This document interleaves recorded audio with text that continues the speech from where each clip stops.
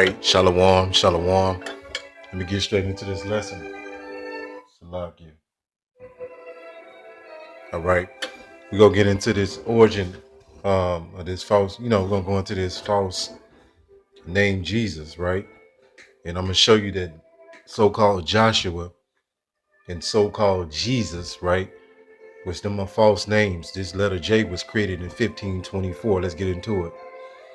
But we have to get more studious and more learned and come out of ignorance. All right, so the Bible that you have right now, let's keep it very simple. The Bible that you have right now is a translation into English. All right, you have to understand that first. The New Testament, so-called, which is supposed to be called the Renewed Covenant, was originally written in Hebrew and Greek, right? In Greek, right? That's what it's known. And the Old Testament of the Bible was written in Hebrew originally. So it was translated, the so-called Old Testament and the so-called New Testament was translated into English. That's a very important thing to understand. All right. So that can help you clear up a lot of other stuff. So when did the letter J come into existence? All right, so let's get into it. It says how did the letter J get its sound? It says both I and J were used interchangeably by scribes to express the sound of both the vowel and the consonant. It wasn't until 1524, so the year 1524, we're in 2023.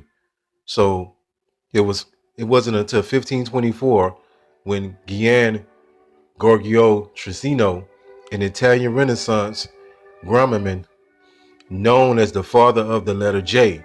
So the letter J came into existence in 1524, the year 1524.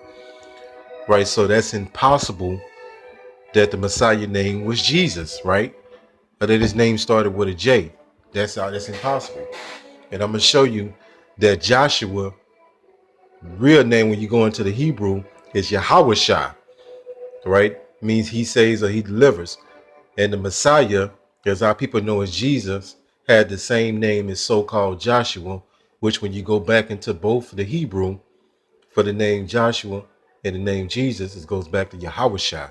That's how we know we got the correct name. So let's deal with this next issue. Let me show you this real quick.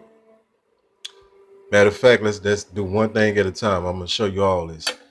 All right, let's get into this next scripture. Ecclesiastes 1 and 1. And this is one of the reasons why they took the Apocrypha out of the King James Bible. They have something called the Bible Destruction Group that purposely took out the Apocrypha and said it was not inspired. It was uninspired canon, right? Which is crafty counsel that these devils took it out because it's so condemning. So Ecclesiastes 1 and 1. Let's get back. Let's go down to this part right here. 1 second. 1 second. Right here.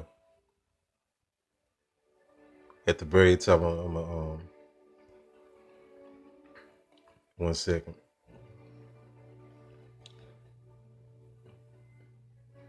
Salaki, it says right here at the top. It said, for the same things uttered or said, right? When you utter something, you say it. In Hebrew, you say it or write it, right? So for the same things uttered or said in Hebrew, that's the original tongue that we spoke. We didn't speak this modern Hebrew. We spoke ancient Hebrew or Paleo Hebrew and translated into another tongue.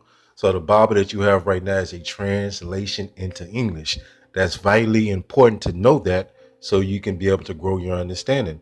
If you don't know that, you're not going to be able to blossom, right? As far as your understanding, you're going to be limited. It says, and translated into another tongue, have not the same force in them. And not only these things, so it don't have the same effect, right? That false name Jesus was a modern creation, right? And I'm going to show you that in scripture. Have not the same force in them, and not only these things, but the law itself and the prophets and the rest of the books have no small difference when they are spoken in their own language. So what does this mean? That means when you take something out the Hebrew tongue, whether written or spoken, and you translate it into another language like English, it's a lot to be lost in translation. I mean, lost. It's a lot that's lost, right? The meaning of words, the proper understanding of the scriptures, names, right? Because they didn't transliterate the Most High name and the Messiah name. They translated it into Greek, right? And you got this false name God and this false name Jesus, right? So I'm gonna show you this. So now we have that understanding. Let's go to where this is at scripture. I'm gonna show you something. Let me get to this first. It's just so much to get to. It's Matthew 1 and 18, and I'm gonna show you something. And that's why having a blue letter, having your tools, your resources, your strong concordance, and all these different tools are vitally important, man. All right. And our people was not taught this. Salakia.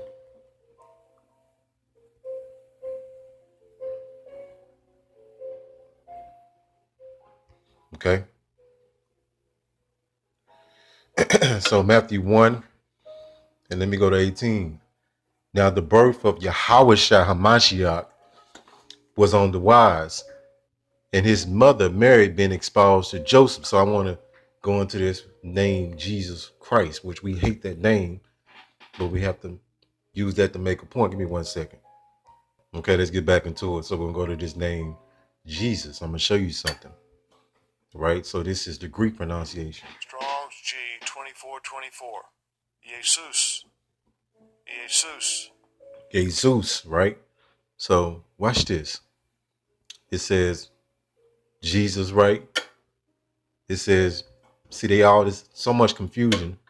They done tampered and stepped on all these scriptures, right? And the words are confusion. The meaning of the words is confusion. All right. So Jesus, it means Jehovah is salvation, which means Yahweh is salvation, right? And it says, it says Yahweh Shah, the Son of God. So I'm gonna show you something else. So you see something right here? It says, see, Joshua was the famous captain of the Israelites, Moses' successor. We're gonna go to this scripture right here, Hebrews 4 and 8. So you see that name goes back to both of these names. So let's go to the origin of the word, the root. You're gonna see something here, right? Strong's H 3091. Yehoshua. Yehoshua. And second entry, Yehoshua. All right, you hear that pronunciation? That's modern Hebrew. We don't use E, O, U, and V sounds in ancient Hebrew. So it'd be Yahawashai. But what you see is both of those names go back into the Hebrew, which Yahawashai, as people know, as ignorant know as Jesus, was a Hebrew Israelite, and he spoke English when he was on earth, right? In England, and he spoke Hebrew, Salakia, when he was on earth. He didn't speak English. He didn't speak, there's other stuff, man. So let's go.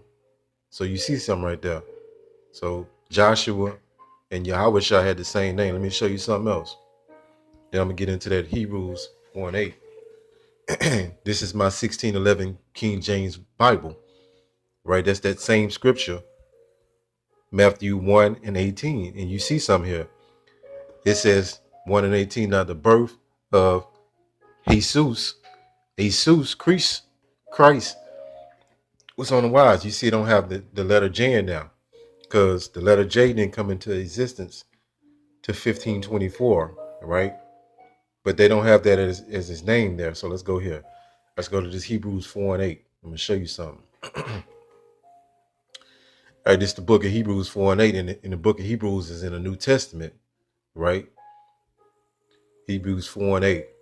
It says, for if you see the word Jesus is there, have given them rest, then would he not afterward have spoken of another day? So let me go up so you can see this. The New Living Translation at the top, right? It says, now if Joshua, why is that there? Because Yahushua and Joshua had the same name. That's why it's there. All right. When you go back into this name Joshua, it goes back to Yahushua. When you go back into this name Jesus, Jesus, it goes back into Yahushua. All right. So I mean, I hope you can keep up with that. So let's go to Acts was this 26 and 14. I think that's where I'm at. And this is Yahawashi, the Messiah, talking to Saul or Paul. This is the book of Acts 26 and 14. And when we were all fallen to the earth, give me 1 second. I heard a voice speaking unto me and saying in the Hebrew tongue, Saul, Saul. So red letter, this is Yahawashi talking. This is the Messiah in the Hebrew tongue. It didn't say no other language. It said Hebrew because when he was on the earth, he spoke Hebrew and he was a Hebrew Israelite from the tribe of Judah. Right? He didn't have no Greek name. And his name wasn't Jesus. How could his name gonna be Jesus if the letter J wasn't created to 1524? You got to use common sense, man. It's very common sense. Ain't nothing complicated about this. It says Saul, Saul, which is Paul, why persecutest thou me? It is hard for thee to kick against the pricks. It said, who art thou, Lord? And he said, I am Yahawashi, whom thou persecutest. Right, simple as that. He spoke to Paul of Saul in the Hebrew tongue. Let's go here. And it's much more to get to. I was just trying to, sum it up. This is the book of John 19 and give me 1 second. The book of, let me see, 19 and 19, John 19 and 19. It says, and Pilate wrote a title and put it on the cross. And that's a cut to all you wacky people that think the Messiah was lynched. He wasn't lynched. He was crucified. And the writing was Yahawashi of Nazareth, the King of the Jews, right? Why they call him King of the Jews? Because he was from the tribe of Judah. Because the term Jew goes back to Judah 20. This title then read many of the Jews, Judah, Benjamin, and Levi, was dwelling in the kingdom of Judah. For the place where Yahawashi was crucified was nigh near to the city. And it was written in Hebrew. It was written in what? It was written in Hebrew and Greek. Why Greek? Because Greek was a common language spoken because of the Hellenization of the Israelites in the Greek kingdom, right? A lot of people spoke Greek and Latin because there was a language of the so-called Romans, the Roman Empire, which were Edomites, all right? But Hebrew, so Hebrew was spoken at the time of the Messiah. Let's go here to make another very powerful point. And these devils to tamper with the whole scriptures. That's why I said whoever had to take away, his name should be taken out, away from the book of life, man, which basically is damnation and destruction. And it's really pertaining to you Edomites. Because you the ones got the power to do that. Starting at you so-called Jewish people, which are Edomites from the seed of Amalek. Let me show you this. So it's a difference from translation. The Bible was translated, and they didn't transliterate the name. It says right here, a translation tells you the meaning of words in another language. You hear this? A transliteration doesn't tell you the meaning of the words, but it helps you pronounce, pretty much, pronunciate the name in that particular language. Because Yahweh cannot be translated. Like the name Yamin, right? Just say one of these celebrities when they go to other countries, like Will Smith, they gonna pronunciate their name the same. You can't translate the name. It's gonna be Will Smith if you go to China. The pronunciation gonna be Will Smith if you go to any other country. That makes sense.